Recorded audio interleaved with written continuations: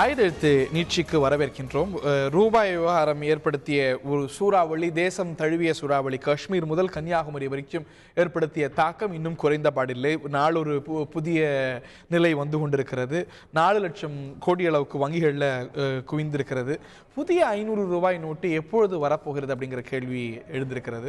தேசத்துடைய இதர பகுதிகளில் வந்தாலும் கூட தமிழ்நாட்டில் இன்னும் வந்த பாடில்லை, சென்னைக்கு வந்த பாடில்லை. மாத கடைசியில் தான் மக்களுக்கு கிடைக்கக்கூடிய ஒரு சூழ்நிலை இருக்கின்ற செய்திகள் வருகிறது. எப்போது இந்த பிரச்சனை தீரும் என்று கேள்வி எழக்கூடிய நிலையில் உச்சநீதிமன்றமும் இதில் தலையிட்டு சாடி இருக்கிறது. இப்படி ஒரு சூழ்நிலை இருந்தால் ஒரு கலவரம் ஏற்படக்கூடிய சூழ்நிலையெல்லாம் வந்துடாதா என்ற அச்சம், கேள்வியெல்லாம் நீதிமன்றம் எழுப்பியிருக்கிறது. இது சார்ந்த கேள்விகள் எழுகின்றன. ரூபாய் விவகாரம் களத்தில் குதித்த உச்சநீதிமன்றம் இது சார்ந்த கேள்விகள் எழ நம்முடைய இணைகிறார்கள். திராவிட முன்னேற்ற கழகத்தின் சார்பில் வழக்கறிஞர் செய்தி தொடர்பாளர் திரு சரவணன் அவர்கள் மற்றும் கோவையிலிருந்து இணைகிறார் பாரதிய ஜனதாவுடைய செய்தி தொடர்பாளர் பேராசிரியர் ரத்ன சபாபதி அவர்கள். இந்த நிகழ்ச்சிக்கு இருவரையும் கனக சபாபதி அவர்கள் இருவரையும் இந்த நிகழ்ச்சிக்கு அன்போடு வரவேற்கின்றோம். திரு பேராசிரியர் அவர்கள்ட்ட தான் முதல்ல கேட்க விரும்புகிறேன். எதிர்கட்சிகள் சொல்லும் போது அரசியலுக்காக சொல்றாங்க, அவங்களோட விமர்சனத்தெல்லாம் அப்படியே ஃபேஸ் வேல்யூ எடுத்துக்க வேண்டாம், you can take it with a pinch of salt. அவங்கெல்லாம் கருப்பு பணம் வச்சிருக்கிறாங்க, கருப்பு பணம் வச்சிருக்கிறதுனால இப்படி ஒரு அரசியல் செய்கிறாங்க அப்படின்னீங்க. ஆனால் இன்னைக்கு எவ்வளோ கடுமையான நிலைப்பாட்டை நீதிமன்றம் எடுத்திருக்கிறது அப்படிங்கிறத நீங்கள் உணரணும் இல்லையா? அதில் ஒரு மெரிட் இருப்பதாக கருது இல்லையா? உச்சநீதிமன்றம் ஒரு உச்சபட்ச சந்தேகத்தை, எதிர்கட்சிகள் கூட எழுப்பாத ஒரு சந்தேகத்தை, ஒரு பெரிய ஒரு ரயட்சி எழுப்பக்கூடிய ஒரு சூழ்நிலை வராதான்ற ஒரு கேள்வி எழுப்பியிருக்கிறது. எவ்வளவு முக்கியமான, எவ்வளவு ஆழமான கேள்வி இது?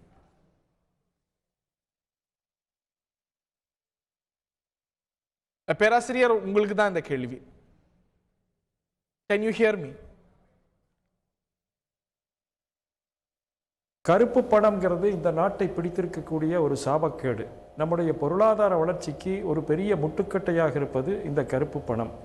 அதுவும் குறிப்பாக கடந்த 10 வருட காலத்தில் இந்த கருப்பு பணத்தினுடைய வீச்சு மிக அதிகமாக இருக்கிறது.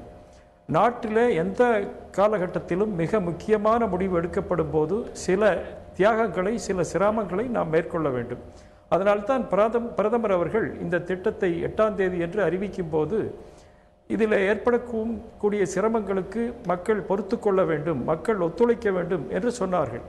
மக்களை பொறுத்தவரையில் நாட்டில் இருக்கக்கூடிய பெருவாரியான மக்கள் இந்த சிரமங்களை ஏற்றுக்கொண்டு அவர்கள் இதற்கு முழு ஒத்துழைப்பு தருகிறார்கள். அதற்காக பாரதிய ஜனதா கட்சியானது இந்த நாட்டு மக்களுக்கு தன்னுடைய வணக்கத்தை தெரிவித்துக் கொள்கிறது. இந்த சிறு சிறு சிரமங்களை ஏற்றுக்கொள்ளாமல் எந்த பெரிய மாற்றத்தையும் நம்மால் எதிர்கொள்ள முடியாது. அந்த வகையில் மக்கள் பெரிய அளவுக்கு ஒத்துழைப்பை கொடுத்து கொண்டிருக்கிறார்கள். ஆனா பிறகு ஏன் நீதிமன்றம் கேட்குது இவ்வளோ கியூ இருக்கு, இவ்வளோ பெரிய ஆர்டியல் மக்களை சந்திக்கிறாங்க, இது இப்படியே தொடர்ந்தானா if you don't act fast ஒரு ராயட், ஒரு கலவரம் ஏற்படக்கூடிய ஒரு சூழ்நிலை வரும் அப்படின்னு நீதிமன்றம் ஏன் எச்சரிக்கணும்? அப்படியே பரிபூரண ஆதரவு இருக்கு, மக்கள் சிரமத்தையும் இருப்பதா கருதல, அப்படியே ஏத்துக்கிறாங்க அப்படின்னா ஏன் நீதிமன்றத்தை? It comes from the court. ராகுல் காந்தி சொல்லல, திமுக பொருளாளர் சொல்லல, யாரும் சொல்லல, நாட்டுடைய உச்ச நீதிமன்றம் சொல்லுது. அதை நம்ம அந்த ஒரு அபாயமணி அவ்வளவு எளிமையை எடுத்துக்க முடியுமா? மத்திய அரசாங்கத்தை பொறுத்த வரைக்கும் இந்த நிலைமையை மணிக்கு மணி கூர்மையாக கவனித்து வருகிறது. அதனுடைய அடிப்படையில் தொடர்ந்து கருத்துக்களை பதிவு செய்யுங்க பேராசிரியர். மத்திய அரசாங்கத்தை பொறுத்தவரையில் இந்த முக்கியமான முடிவுக்கு பின்னால் நிலைமையை தொடர்ந்து மணிக்கு மணி கவனித்து வருகிறது. அதனால் அதனுடைய அடிப்படையில் நடவடிக்கைகளை எடுத்து வருவதை நாம் பார்த்து கொண்டிருக்கிறோம். உதாரணமாக விவசாயிகளுக்கு சிரமம் என்று வந்தவுடனே அதற்கான முயற்சியை எடுத்தது. திருமணம் செய்து கொள்ள திருமண நிகழ்ச்சி இருக்கக்கூடிய குடும்பங்களில் சிரமம் என்று வந்தவுடனே அதற்கான முடிவை எடுத்தது. அரசாங்கத்தை பொறுத்தவரையில் எந்தெந்த விதங்களிலே சிரமங்கள் வருகிறதோ அதையெல்லாம் குறைத்துக் கொள்வதற்கான முயற்சிகள். இந்த ஒரு விமர்சனத்துடைய, நீதிமன்ற விமர்சனத்துடைய அடிப்படையான விஷயம், நீங்க மக்கள் பெரிதும் ஒத்துழைக்கிறாங்க அப்படிங்கிறீங்க. It is a serious issue. You cannot deny there is a serious problem. There could be riots. எவ்வளவு கடுமையான வார்த்தை, நம்ம அதை புறந்தள்ள முடியுமா?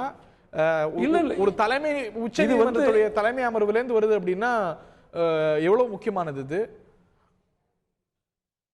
இல்ல, புறந்தள்ள வேண்டியது இல்லைங்க, அது கவனத்தில் எடுத்துக்கொள்ள வேண்டிய விஷயம். அரசாங்கம் தொடர்ந்து சொல்லுங்க.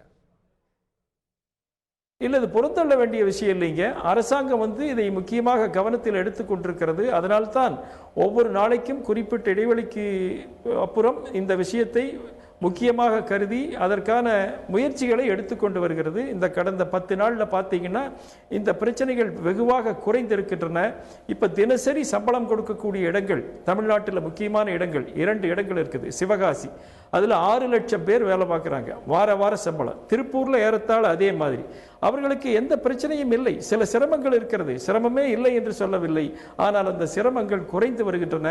அதற்கு தேவையான நடவடிக்கைகளை அரசாங்கம் எடுத்து வருகிறது. குறைகின்ற சிரமம், சிறிய சிரமம் அப்படின்னு சுருக்கிட முடியுமா அப்படிங்கிறது தான் இந்த விமர்சனத்துடைய அடிப்படையை. அதை நம்ம மீண்டும் உங்கள்கிட்ட நான் எழுப்ப விரும்புகிறேன். நான் திரு சரவணன் அவர்கள்ட்ட கேட்க வரும்போது, அரசியல் ரீதியாக அரசாங்கத்தை எதிர்க்கக்கூடிய எந்த கட்சியும், உங்களுடைய கட்சியோ இல்லாட்டி காங்கிரஸ் கட்சியோ, எந்த கட்சியும் கூட கலவரம் வரும், ரயட்ஸ் வரும் அப்படின்னு ஒரு கருத்தை சொல்லலை. சிரமத்தை சுட்டி காட்டுறாங்க மற்றும் எப்படி இப்படி கையாளலாம் அப்படின்னு சொல்கிறாங்க. ஆனால் ரயட்ஸ் வரும் அப்படின்னு அரசியல் கட்சிகள் கூட சொல்லலை. ஆனால் நீதிமன்றம் சொல்லுது அப்படின்னா இந்த வரி சற்று அதீதமாக பார்க்கலாமா? இல்லை, இதை கண்டிப்பாக நாம் அதீதமாக பார்க்க முடியாது.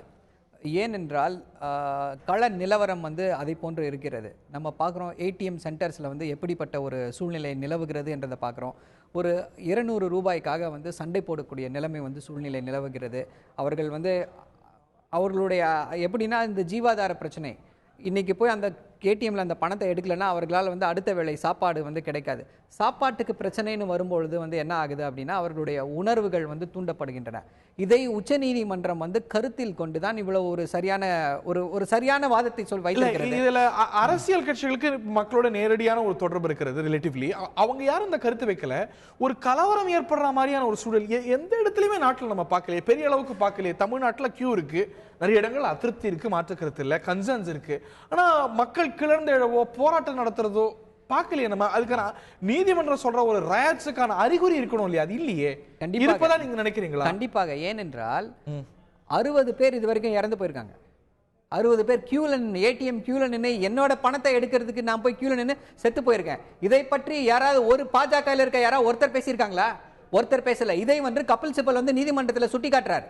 இது மாதிரி 60 பேர் செத்து போயிருக்காங்களா, இதுக்கு நீங்க என்ன பதில் சொல்றீங்கன்னா அதுக்கு அட்டர்னி ஜெனரலோட பதில் என்ன அப்படின்னா இது நீங்க அரசியலாக்காதீங்க. சோ அரசியல் கட்சிகள் இதை ஏன் சொல்லல அப்படின்னா இதுதான் யதார்த்த நிலைமை. மக்கள் அங்கே வெந்து கொண்டு இருக்கிறார்கள். அதாவது இப்போ ஒரு எல்லாமே என்ன சொல்றாங்க அப்படின்னா ஒரு ஸ்மால் இன்கன்வீனியன்ஸ், ஒரு சிறு தொந்தரவுன்றாங்க. ஏன் உயிரே போதியா, இதுவா சிறு தொந்தரவு? அந்த குடும்பத்துக்கிட்ட போய் சொல்ல முடியுமா உங்க இவர் செத்து போயிட்டார், ஒரு சிறு தொந்தரவு, நேஷனோட காமன் குட்டுக்காக உங்க வீட்டில் இருக்க ஒரு செத்து போயிட்டுன்னு சொல்ல முடியுமா? எவ்வளவு ஒரு மோசமான விஷயம். ஒரு சரியான திட்டமிடல் இல்லாமல் மக்கள் இவ்வளவு பேர் இருக்கிறாங்க. அதாவது இதை ஆதரித்து பேசுபவர்கள் எல்லாம் யார் அப்படின்னு சொல்லி பார்த்தா ஒரு சாலரிட் கிளாஸ். அவங்க தான் இதை ஆதரிச்சு பேசுறாங்க. ATM card, debit card, banking சிஸ்டத்தோட ஆக்சஸ் இருக்கவங்க இதை ஆதரிச்சு பேசுறாங்க. ஆனால் அவர்களுக்கு தெரியவில்லை ஒரு மிகப்பெரிய பொருளாதார வீழ்ச்சி நடந்து கொண்டிருக்கிறது. ஒரு 60 கோடிக்கு மேல கணக்குகள் இருக்கு இல்லையா, வங்கி கணக்குகளே இருக்கு. அப்படிங்கும்போது அப்படி இந்த அளவுக்கு சமாளிக்க முடியாத சூழ்நிலை. கண்டிப்பாக. இப்ப வங்கி கணக்கு இருக்கு அப்படின்னா வங்கி கணக்குல நான் ஓகே, ஒரு சாதாரண ஒரு ஏழை வங்கி கணக்கு வச்சிருக்காருனே வச்சுப்போம். அவர்கிட்ட ஒரு 5000 ரூபாய் பணம் சேர்த்து வச்சிருக்காரு. அவருடைய இந்த ஒரு வருஷ காலமா 5000 ரூபாய் பணத்தை சேர்த்து வச்சிருக்காரு. ஏடிஎம் கியூல நிக்க முடியல அவரால. போய் டெபாசிட் பண்றாரு. திருப்பி பணத்தை எடுக்க முடியுமா அவரால? எடுக்க முடியாது. என்ன பண்ணுவார் அவரு? சாப்பாட்டுக்கு வழி இல்லைன்னா என்ன பண்ண? இது எப்படின்னா இதோட கியூ இருக்கு, ஆனா சற்றே குறைந்து வருது அப்படின்னு கண்டிப்பாக கிடையாது. ஏனென்றால் 4500 ரூபாய் கொடுக்குறேன்னு சொன்னாங்க. ஃபர்ஸ்ட் 4000 ரூபாய்னாங்க, 4500 ரூபாய் அப்படின்னாங்க. இப்போ அது 2000 ரூபாய் ஆகிட்டாங்க. இன்னைக்கு பணம் கிடையாதுன்னு சொல்லிட்டாங்க. சீனியர் சிட்டிசனுக்கு மட்டும்தான் அப்படின்னு சொல்லிட்டாங்க. நாளைக்கு வங்கிகள் விடுமுறை. திங்கட்கிழமை என்ன நடக்கும்ன்றது யாருக்குமே தெரியாது. பாஜகவுடைய செய்தி தொடர்பாளர்கிட்ட கேட்க விரும்புகிறேன். பேராசிரியர், நீங்க ஒரு சிறிய தொந்தரவு மக்களுக்கு இருக்கிறது, பிரச்சனை இருக்கிறது, சகித்துக் கொள்கிறார்கள் அப்படிங்கிறீங்க. சில மரணங்கள் நிகழ்ந்திருப்பதாக செய்திகள் வருது. இன்னைக்கு நீதிமன்றம் சொல்லக்கூடிய விஷயம் எல்லாம் பார்க்கும்போது ஒரு நீர் பூத்த நெருப்பாக இருப்பதை நம்ம are we looking away? Is the government looking away from the seriousness of the issue? இல்லை, முழுக்க இல்லைங்க. நாம் ஒரு அடிப்படையான விஷயத்தை புரிஞ்சுக்கோடுங்க. இந்த கருப்பு பண விஷயம்ங்கிறது குறிப்பாக சாதாரண மக்களையும் ஏழை மக்களையும் நடுத்தர மக்களையும் தான் அதிகமாக பாதிக்கக்கூடிய விஷயம்.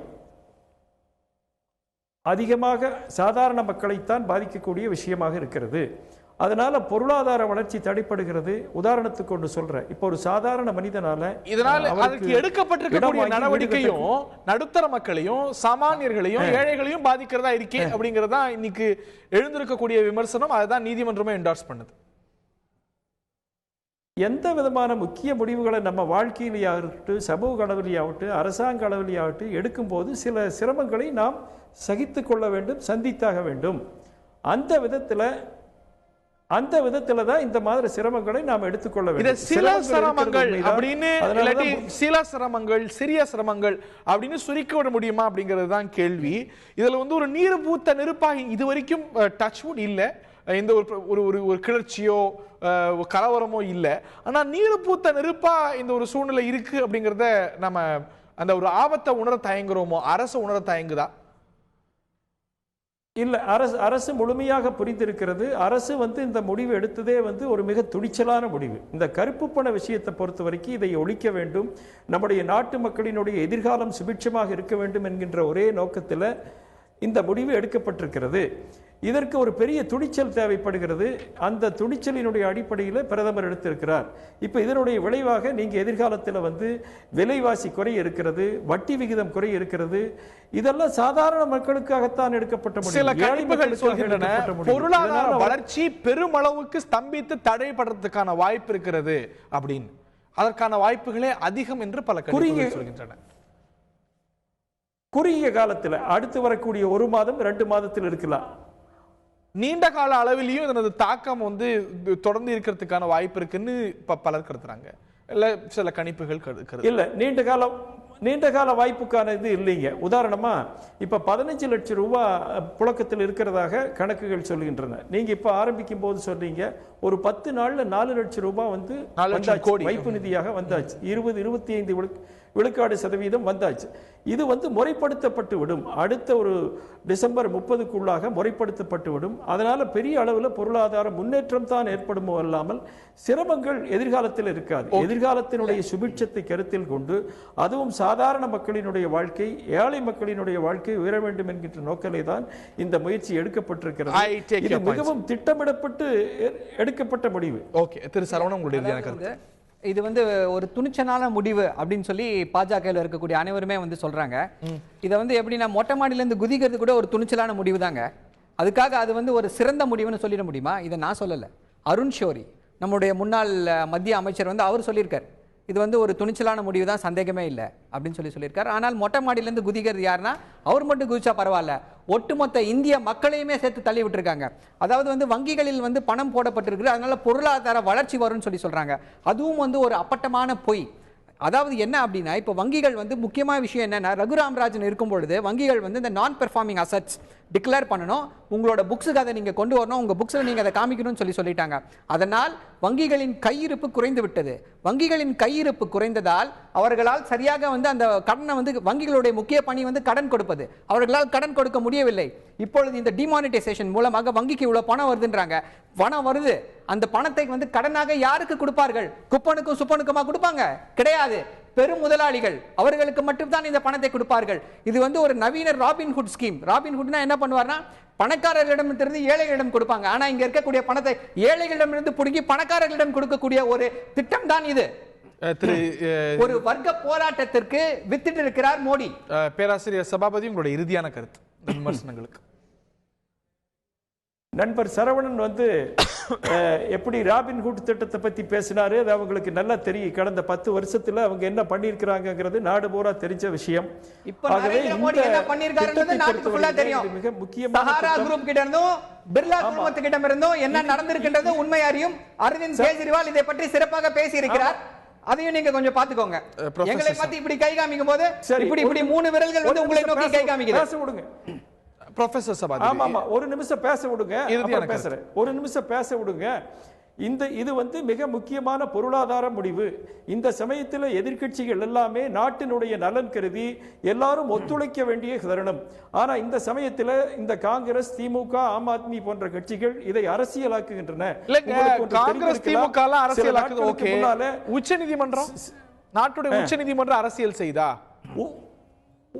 உச்சநீதிமன்றம் அரசியல் செய்யல, அவங்க கருத்து சொல்றாங்க. அதற்கான நடவடிக்கைகளை அரசாங்கம் எடுத்துக்கொண்டிருக்கிறது.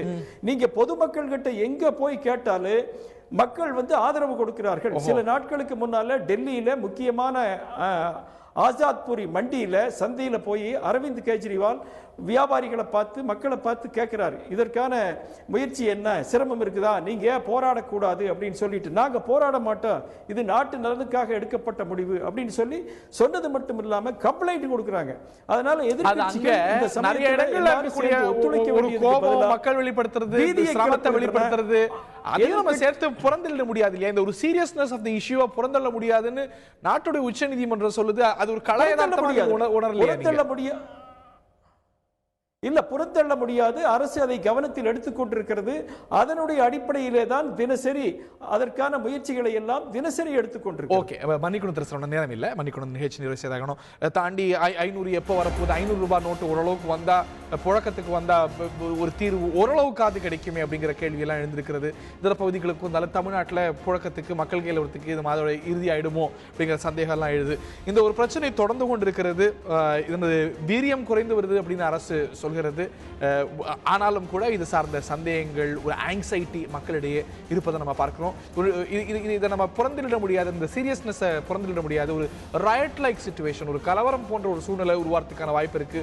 விரைந்து மத்திய அரசு நடவடிக்கை எடுக்கணும் அப்படின்னு நீதிமன்றமும் களத்தில் இறங்கி இருக்கிறது. இனி வரக்கூடிய நாட்கள் எப்படி இருக்க போகின்றன பொறுத்திருந்து பார்க்கணும். இந்த நிகழ்ச்சியில் பங்கு கொண்ட இருவருக்கும் பார்த்த நேர்களுக்கும் நன்றி தெரிவித்து விடைபெறுகின்றோம். வணக்கம்.